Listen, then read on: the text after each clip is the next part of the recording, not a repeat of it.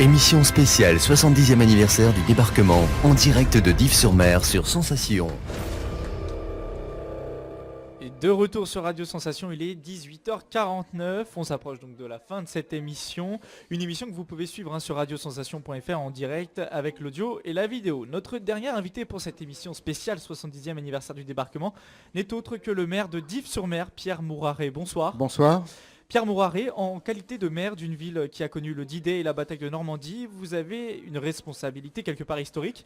C'est important, toutes ces commémorations autour du débarquement pour une ville comme Dives, peut-être plus qu'ailleurs, non ? Oui, très très important.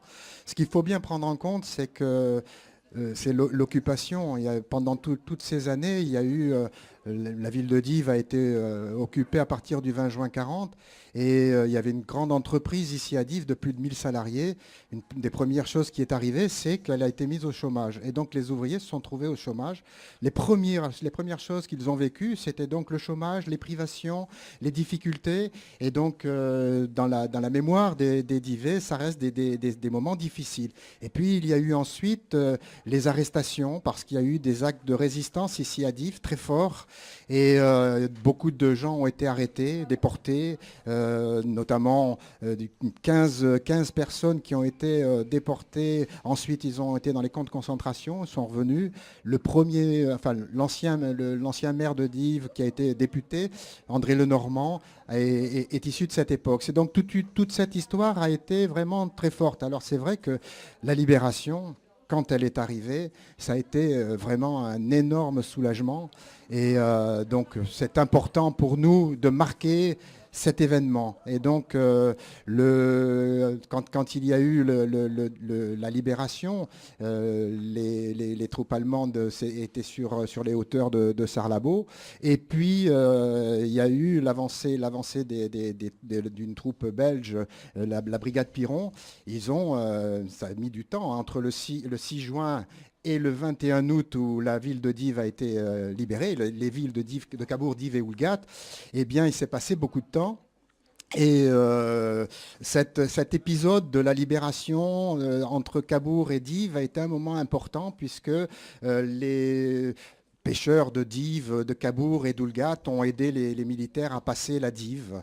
Et donc, ça a été un moment très, très fort. Est-ce que l'objectif numéro 1, finalement, c'est aussi de raconter aux plus jeunes pour leur dire, voilà, il s'est passé ça chez vous, dans votre ville ? Bien sûr, et on va marquer cet événement par le 21 août de cette année. On va poser une plaque avec les villes de Cabourg, d'Oulgat et de Dives, d'une manière un peu symbolique, avec beaucoup de militaires belges. Et donc, on va faire un véritable événement. Pour la première fois, on va marquer cet événement qui a été un événement historique très très très fort pour la ville de Dives.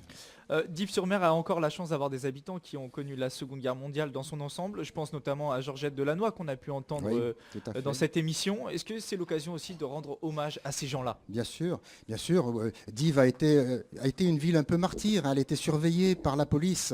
Il y a eu des épisodes comme celui, peut-être que vous en avez eu écho, comme celui des parachutistes qui ont été hébergés, cachés par les familles divaises, qui malheureusement ont été dénoncés et qui ont été ensuite fusillés à Saint-Pierre-du-Jonquet. À Saint-Pierre-du-Jonquet, en fait, tous les ans, on célèbre ces fusillés. Et dans ces fusillés, il y a au moins 7 à 8 divés qui se sont sacrifiés finalement pour essayer de protéger ces militaires.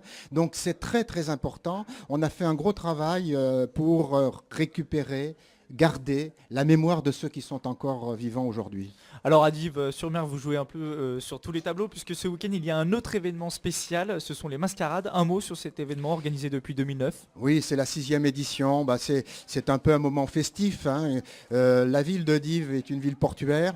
Et puis c'est vrai qu'il y a eu très longtemps, quand il y a eu l'inauguration de la gare de Dives, on avait découvert que finalement, il y avait eu une fête vénitienne à Dives.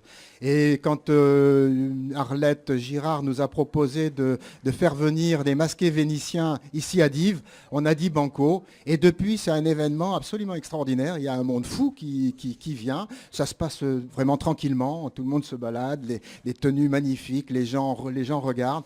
Il y a un monde fou. Et donc, voilà, c'est un peu un moment de détente. Et ça permet de mettre en avant, si je ne me trompe pas, la richesse culturelle de la ville. Oui, nous avons une ville avec un patrimoine culturel absolument remarquable, avec l'église de Dives, les halles, l'ensemble. On a 7 ou 8 monuments classés, monuments historiques. Donc voilà, on a une belle ville que ça nous permet de la mettre en valeur.